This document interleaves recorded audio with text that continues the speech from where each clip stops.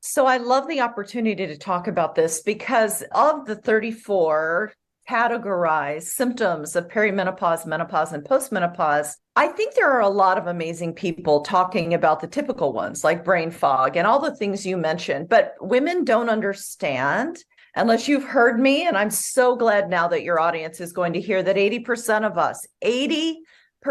us will manifest musculoskeletal systems. And for 25% of us, they are devastating, not only in work, but in home. So, what are the musculoskeletal symptoms? Well, number one is pain. I posted yesterday on my Instagram account that 71% of women in this 30 to 40 year span, the transition after we are no longer having children until we are really aged, have pain that's called arthralgia. Arthralgia simply means joint pain, general body pain. And sometimes we'll go to our doctors or even our orthopedic surgeons and have a variety of tests run, whether they're x-rays or MRIs, and no structural problem will be found. Sometimes you're told just to grow up and act your age, stop doing all that crazy stuff. Or sometimes you're told, well, there's nothing wrong with you. It's probably all in your head. I think that comes from a lack of knowledge and recognition within the healthcare system that 71% of women in this time frame will have arthralgia, which is joint pain without structural abnormality. Number one. Number two, we know that estrogen is critical for all tissues of the musculoskeletal system. It's critical for your bones. That's probably the most well-known example. We know, ladies, that when we were 30, that was our last opportunity to lay down great bone. So if any of you have daughters or younger sisters or friends in their 20s and 30s, you tell them that now is prime time. You need to really do what's important to bash your bones. So impact exercise plus smart nutrition. For those of us who are over 30, which is probably most of us in this audience, including myself, we can't forget that our bones are the structure of us and that they're silent until they're not, until they are broken. You probably forget you have them. But fracture can be devastating in terms of pain. It can be devastating in terms of your function. And I'm just going to throw this out here now, is when women fall and break their hips, usually in their late 60s, 70s, and beyond, 50% of us do not return to pre-fall function and a third of us die. So let's not do that. And do you know the number one predictor of future fracture? It's post-fracture, it's past fracture. If you have fallen and broken something, unless a bus hit you, and you've just fallen and broken, that is the number one predictor that you're going to do it again. So we got to figure out our bones. So estrogen. Number two, if you have risk factors for low bone density, a funny one I like people to notice is your mother shrinking? If your mother used to be 5'4", my mother used to be 5'4", and now my mother's down here on me, that's because her vertebrae are shrinking. If your own mother is shrinking, that means that in all likelihood, her bones are collapsing and you are at risk for osteoporosis also. If you're fair, if you're female, if you had been a smoker in previous times in your life, those are all risk factors. Let's go get a DEXA scan. I don't care that in the United States, insurance will only pay for DEXA scans when you're 65. That is too late, ladies. You will lose 20% of your bone density between the onset of perimenopause and postmenopause. So, you know what? It's a lot, and we might have to pay for it ourselves. We might have to not buy the $8, $10 expensive cups of coffee. At least that's what it is in this country. Save up that money and go get yourself a DEXA scan. It's worth knowing. So we talked about pain. We talked about bone.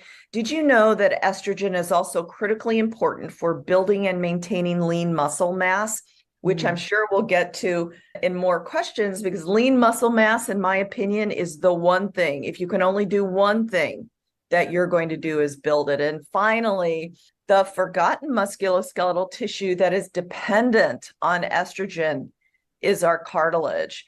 Our cartilage is the smoother than glass, smoother than ice end cap of all of our bones. This is my femur. This is the end of your femur. It's the end cap.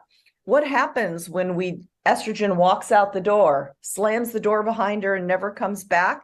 The matrix, the structure of our cartilage weakens. So that's why if you Google around enough about arthritis and menopause, there's this entity called the arthritis of menopause. Well, it's not really arthritis of menopause. What it is once estrogen leaves, the cartilage matrix becomes weaker, and therefore the progression of arthritis in women is much faster than in men. So for all these reasons, if we simply allow estrogen to walk out the door without trying to do anything, whether it's nutritionally, building lean muscle mass, or evaluating hormone replacement therapy for yourself, you're just asking to be one of the 80% that suffers from musculoskeletal impairments with estrogen loss during menopause. Can we actually regrow it back? No, we cannot regrow cartilage. Bummer. But, here's the deal. Since the beginning of my career in 1999, this is my beginning of my orthopedic career, amazing progress has been made in treating cartilage or treating frank arthritis. So when people come to me with arthritis, no matter what age they are, sometimes we have people with traumatic arthritis. Women have been in sports for now 50 years due to Title IX. Anybody can get arthritis, either traumatically, because you get one layer, you get one end cap. And if you have an ACL tear when you're a teenager, or if you lose your meniscus, or you get hit hard or fall off your bike, you can lose your cartilage at a young age. But what we're talking about is not only that, but the wear and tear of age, the wear and tear of repetitions, and estrogen. So what do? Well, I treat people in a whole person way, right? I am an orthopedic surgeon. I have all the tools I could show you if you want, all the putting metal in bones tools. But I start talking about unloading your joints. Joints bear 10 times body weight. So when I talk to you about building lean muscle mass and losing that 10 pounds of fat, it has nothing to do, people, with whether or not you fit into the same size that's hanging into your closet. It has nothing to do with going back to your high school reunion and looking like you did when you're 18. No, it has to do with unloading your joints, because let's just say you lose 1 pound, your joint perceives the loss of pressure of 7 to 10 pounds. So multiply that up. You lose 10 pounds, it's 100. People who go through bariatric surgery and lose 100 pounds are losing 1,000 pounds of pressure, half a ton off their joints. So load is important. And I give people lots of tools for doing that. Number 2, we want lean muscle mass. Here it is again. I'm like a broken record. But instead of our joints pounding together like this, if we build muscle around them, our joints cushion and have less pressure on them. The next thing I talk about is smart nutrition and anti-inflammatory eating. Sugar will destroy your body on so many levels, but especially by creating huge inflammation, which also just adds to the deficit of estrogen. Estrogen in itself is an anti-inflammatory substance. Add on top of that, the sugar we eat in this country, Americans eat 16 pounds of added sugar if you choose to eat processed food. So in my patients with arthritis, we have whole conversations about anti-inflammatory eating.